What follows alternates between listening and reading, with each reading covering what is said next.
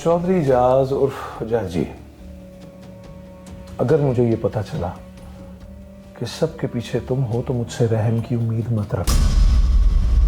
फिर तुम्हारे साथ वो सलूक होगा जो एक दुश्मन के साथ किया जाता है। मुझे मंजूर है।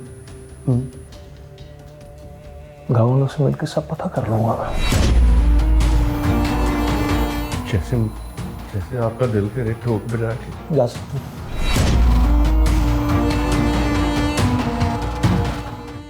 क्या कह रहे थे चौधरी भाई? के पास बड़ा थोड़ा वक्त है, जल्दी से अपने भाई को इस रिश्ते के लिए मना ले, वरना मेरा जिम्मा तू शाबाश। आर्यन! आर्यन! जी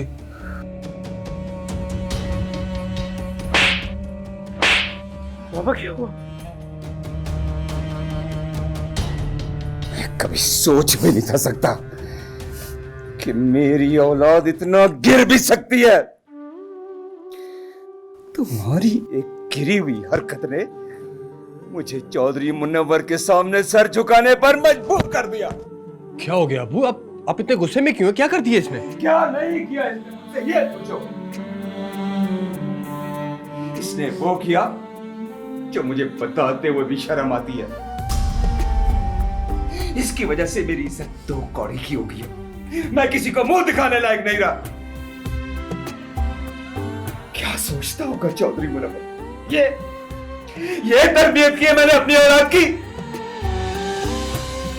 इसकी वजह से आज मेरी बरसों की दोस्ती खत्म हो गई। फिर भी अबू कुछ पता तो चले, ऐसा क्या कर दिया इसने?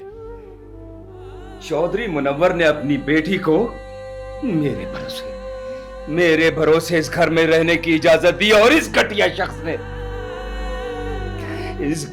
शख्स ने उसकी बेटी को कत्ल कर उसकी इज्जत परवार किया। क्या आर्यन, तुमने खत लिखा तानिया को? खत लिखा तुमने तानिया को? अरे इससे क्या पूछते हो? चौधरी मुनव्वर ने मुझे खुद फोन करके बताया कि इसने उसकी बेटी को खत लिखा है। ये क्या हरकत की तुमने? बोलो, ये क्या हरकत की तुमने? मोहब्बत करता हूं मैं उससे, शादी करना चाहता हूं और मोहब्बत कोई गुनाह नहीं है। क्या कहा तूने? तेरी इतनी जुर्रत कि बाप के सामने खड़ा होकर तुम ऊंची आवाज में बात करेगा? बकवास बंद कर। ऊंची आवाज में बात करेगा? तुम इस काबिल हो गया कि बाप के सामने खड़ा होकर ऊंची आवाज में बोलेगा कि तू मोहब्बत करता है? बेशर्म इंसान!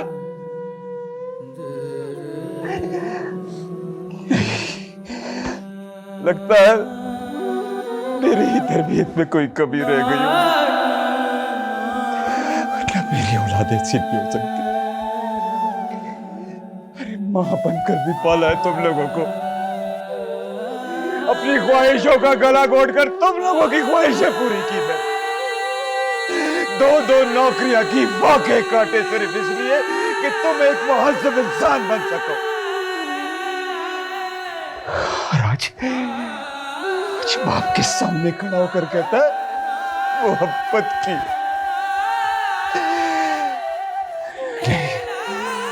नहीं, तू मेरी औलाद नहीं हो सकता।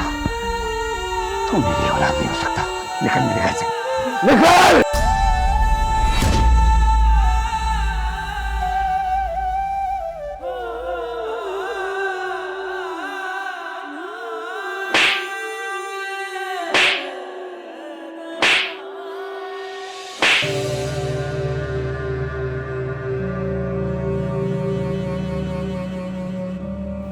ये अल्लाह तेरा शुक्र है कि ये सिर्फ एक ख्वाब था।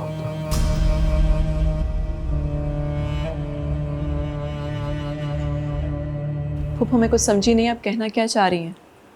बेटा, मैं भाई साहब के पास तुम्हारे और एजाज के रिश्ते की बात करने गई थी। उन्होंने कहा था कि वो तारीख दे देंगे, मगर अब वो कह रहे कि वो तुमसे पहले पूछेंगे। इसलिए बस मैं तुम्हें ये बात बताना चाहती हूँ कि एजाज ने बचपन से तुम्हें चाहा है। उसने कभी किसी लड़की के बारे में तुम्हारे सिवा नहीं सोचा।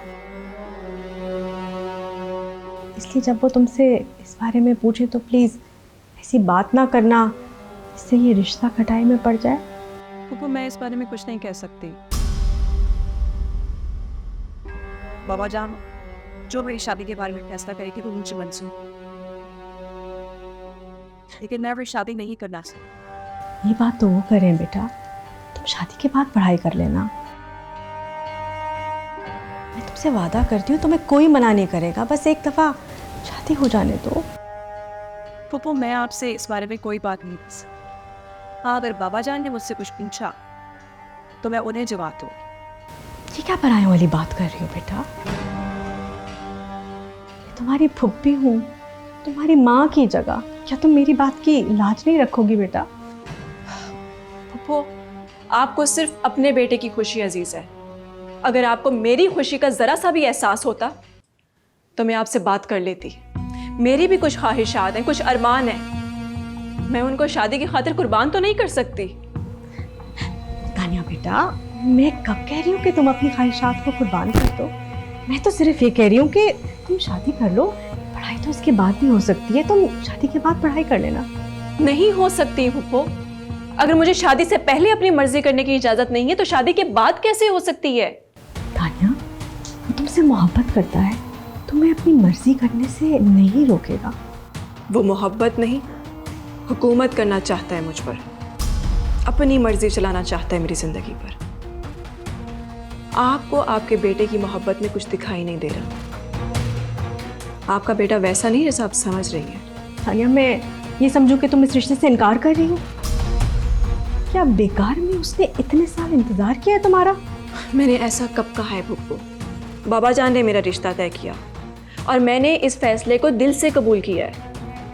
लेकिन कम से कम मुझे ये फैसला करने की आज़ादी तो दे दें कि मुझे शादी करनी कब है।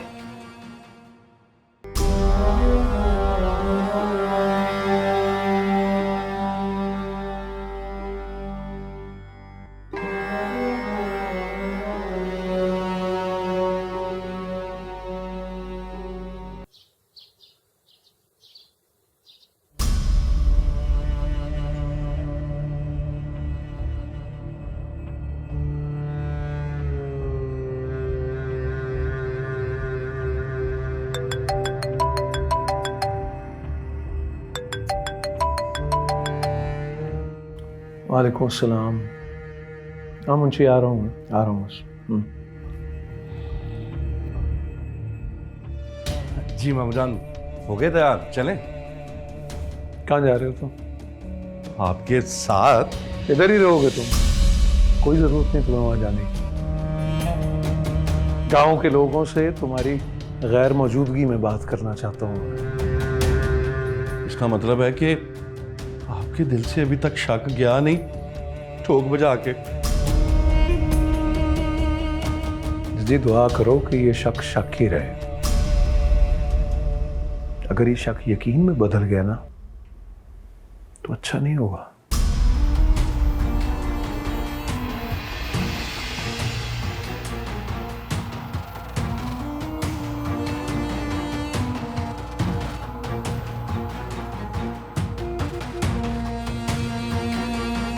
हाँ, कौन कौन है वहां? अगर किसी ने जबान खोली ना तो जमीन में काट दूंगा। उन्हीं के घर को कब्रें बना दूंगा उनकी। बता दे सबको, ठोक बजा के।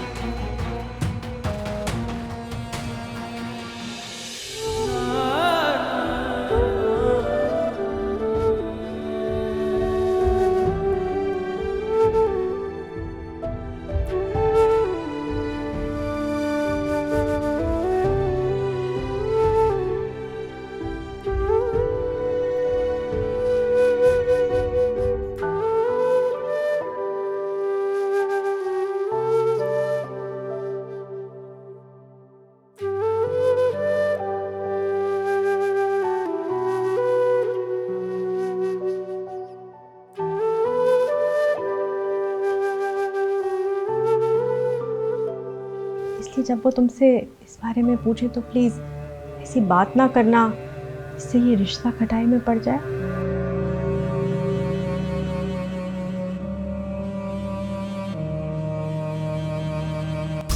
मैंने आप लोगों को यहाँ क्यों बुलाया है, मुंशी साहब ने बता दिया होगा आपको। जी जॉय साहब।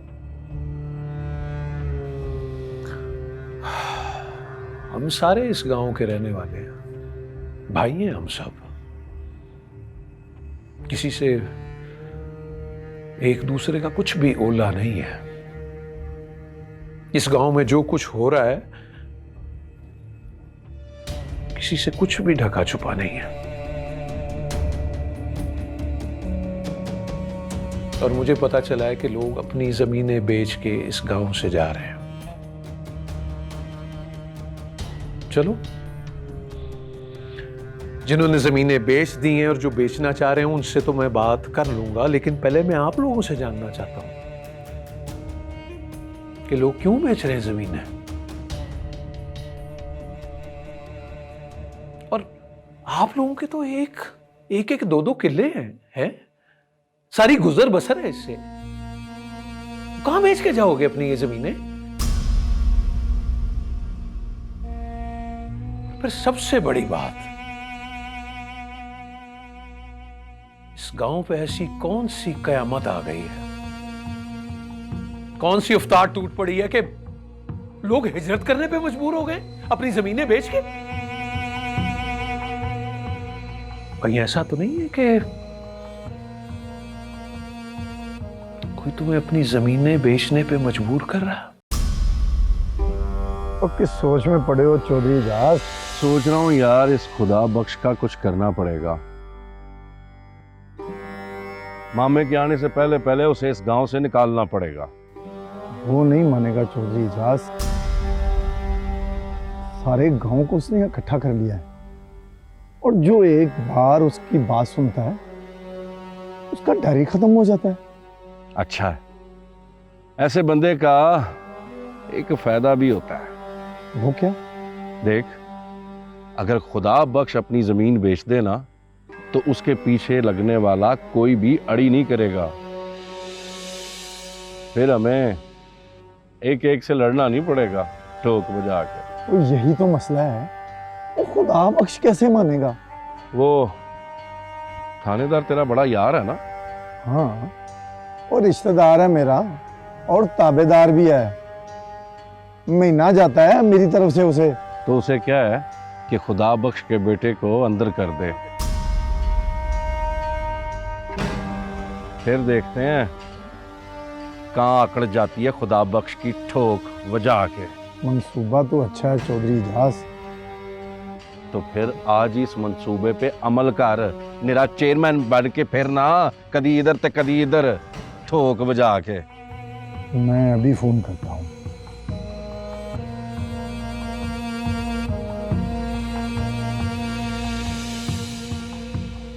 कौन है? कोई जवाब है तुम्हारे पास? नहीं चोई साहब, यहाँ पे जितने लोग भी जा रहे हैं वो अपनी मर्जी और अपनी खुशी से बेच के जा रहे हैं। अच्छा, जिसने भी जमीन बेची है अपनी मर्जी और खुशी से बेची है। अगर ऐसा है तो चोरों की तरह मुंह अंधेरे गांव छोड़ के क्यों जा रहे हैं वो? बोल।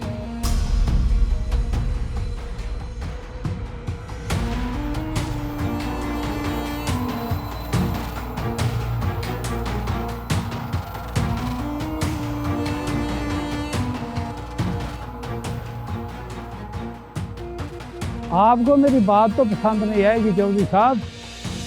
सच तो ये है कि आप सही नहीं कर रहे। बड़े चौधरी साहब ये बात कभी भी बर्दाश्त नहीं करेंगे। अब मुंशी कान खोल के सुन ले, इस गांव का बड़ा चौधरी भी मैं और छोटा चौधरी भी मैं। यहाँ पे अब जो मैं चाहूंगा वो होगा। ये आपकी गलत फहमी है चौधरी इजाज। चौधरी मुनव्वर इतने कमजोर भी नहीं जो आप उनकी मर्जी के खिलाफ मनमानी करते रहें और वो आपको रोके भी ना। वो अपने असूल कुर्बान नहीं करेंगे, रिश्ते कुर्बान कर देंगे। अपनी औकात में रह के बात किया करो मुंशी, वरना क्या करेंगे आप? मैं चौधरी मुनव्वर का मुंशी हूँ, कोई आरा गहरा नहीं जो आपसे डर जाऊं। मैं पहरेदार हूँ इस गांव का। इस गांव पर कब्जा करने के लिए आपको मेरी लाश पर से गुजरना होगा। अब मुंशी, और तू तो बड़ा बहादुर है, और मैं तो तुझे बड़ा कमजोर और डरपोक समझता था, और तूने चौधरी इजाज के सामने बैठ के इतनी बड़ी बड़ी बातें कर दी। तू पहला आदमी है, पहला, और शायद आखिरी भी। तेरी लाश पे से गुजरना तो बड़ी मामूली सी बात है, और मैं तो इस काम के लिए चौधरी मुनव्वर की लाश पे से भी गुजर जाऊंगा, वो भी ठोक बजा के। और हाँ, वो तेरी एक बेटी शहर कॉलेज में पढ़ती है ना, पता है मुझे कहाँ पढ़ती है और कहाँ रहती है, सारी खबर है उसकी मेरे पास। सुना है शक्ल की भी ठीक ठाक है। एक फोन करूंगा ना तो मेरे शहर के यार तेरी बेटी को उठा के ले आएंगे, फिर ना तू मुंह दिखाने के काबिल रहेगा और ना तेरी बेटी, और फिर मुझे तो तुझे मारने की जरूरत ही नहीं पड़ेगी, अब ही मर जाएगा। अब तू खुद फैसला कर ले, चौधरी मुनव्वर से वफा करनी है या अपनी बेटी की इज्जत बचानी है। फैसला करके तू मुझे बता दें। चल शाबाश, तितर हो, चल।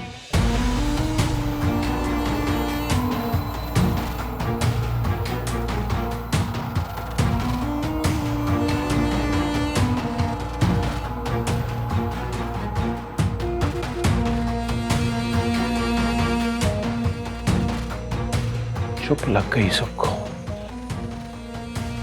तुझे भी।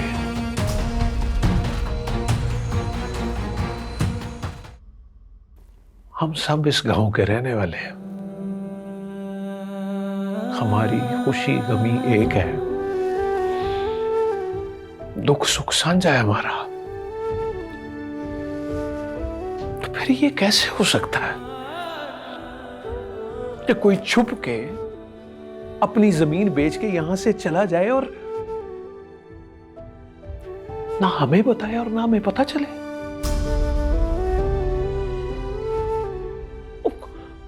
खुदा बख्श जैसे लोग, खुदा बख्श जैसे लोग जो अपने दिन का आगाज अपने बुजुर्गों की कब्रों पे छिड़काव करके करते,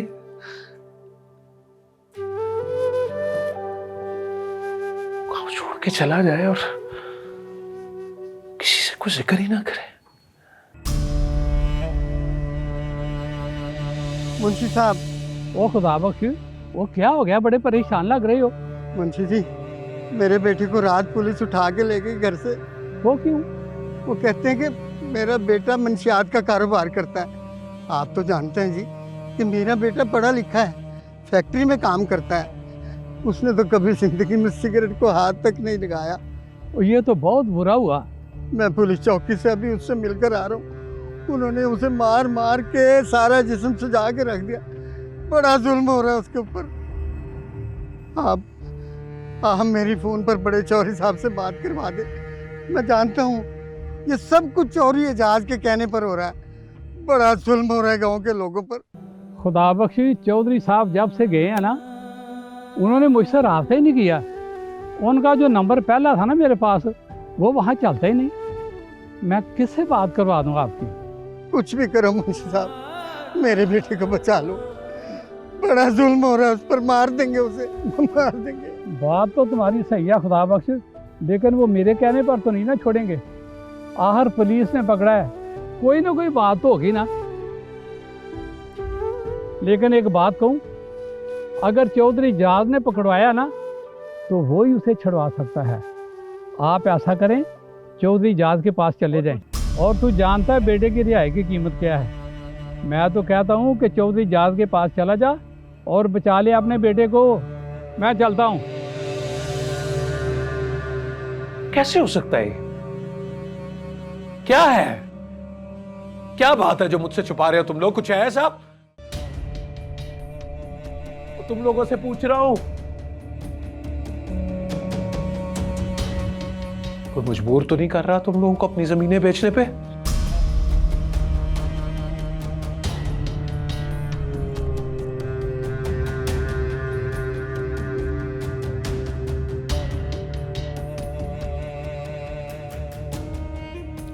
मैं यकीन दिलाता हूं, मेरे होते तुम्हें किसी से डरने की कोई जरूरत नहीं है। कोई मसला तो मुझे बताओ।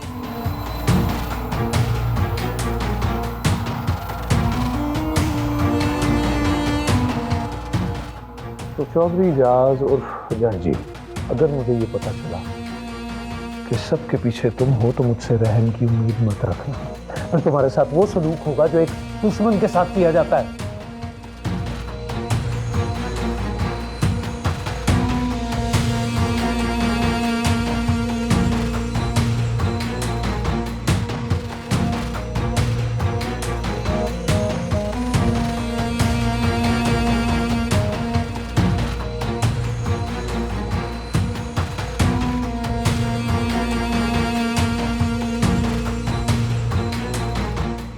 रजी दुआ कर ये शक शक ही रहे। अगर ये शक यकीन में बदल गया ना तो अच्छा नहीं होगा।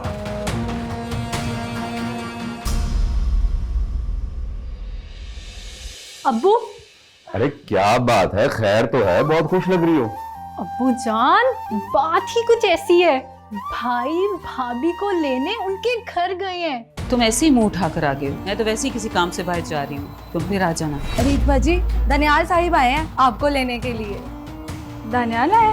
खामोश क्यों हो गई? बोलते क्यों नहीं? मेरे पे भरोसा रखो, जब तक मैं हूँ कोई तुम्हारा कुछ नहीं बिगाड़ सकता। बोलो, बताओ क्या बात है आखिर? खैर दी, वो तू बता क्या बात?